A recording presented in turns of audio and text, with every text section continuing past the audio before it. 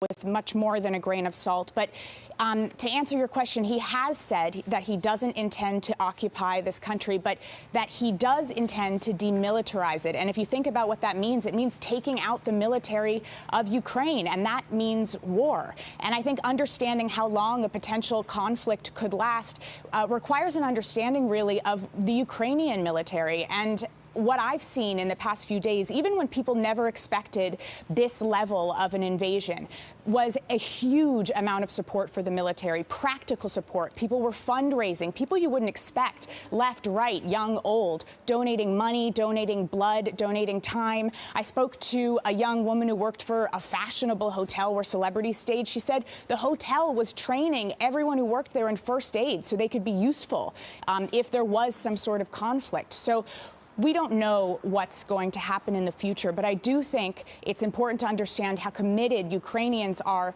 to their country, to their military, and to whatever fight is coming ahead. Haley Ott, in a very fluid situation in Ukraine. Thank you, and please stay safe. U.S. lawmakers are expressing outrage at Russia's decision to invade Ukraine. Let's bring in Texas Republican Congressman Michael McCaul now. He is the ranking member of the House Foreign Affairs Committee and co-chair of Congressional Cybersecurity Caucus. Congressman McCaul, welcome. Thank you for being with us. So what is the latest information you can share with us on this escalating crisis in eastern Ukraine? Well, you know, we war gamed this out previously. This is the worst case scenario of all the options Putin had to bring all three of his deployments to converge together to put a noose around Ukraine and go into the capital city of Kiev, not to mention as far west as Odessa, port, and Moldova. So it looks like he's going for the entire country.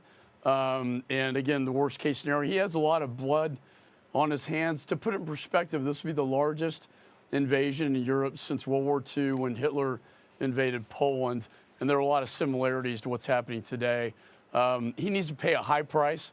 I'm glad the administration wants to bring sanctions, but Congress will be working to provide additional sanctions to make sure that he never gets away with this.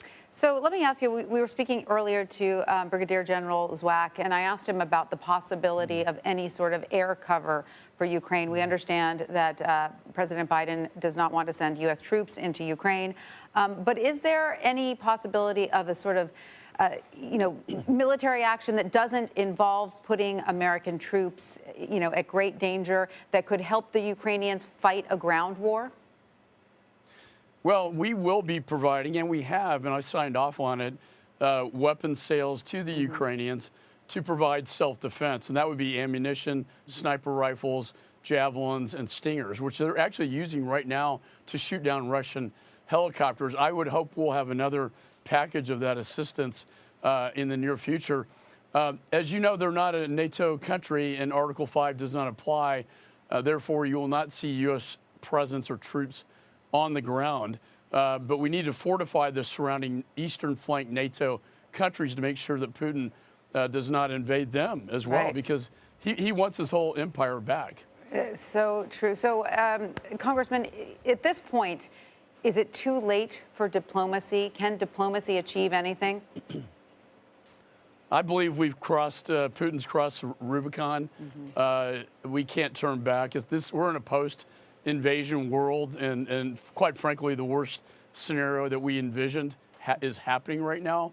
And at this point, it's about really about America coming together, NATO coming together, and the G7 to isolate him as an international pariah that he is, and a murderer and a thug, and make him pay the highest economic price that we can possibly put on them. Let me ask you about some of these economic sanctions. I understand that banks will be targeted and multiple other sort of government funding tools. But what about going after some of the oligarchs themselves? I mean, some of these Russians who have sort of, they're all around the world. They have fortunes hidden all around the world. It would take a coordinated sort of global effort to root some of them out, or to make them, feel some of the economic pain that I think the president is hoping to inflict on Russia. Is that something that Congress is looking to do as well? Yeah, 100%. We actually had a package I thought we were going to get done prior to the invasion. It was bipartisan. But I think now in the post-invasion world, things are very different now.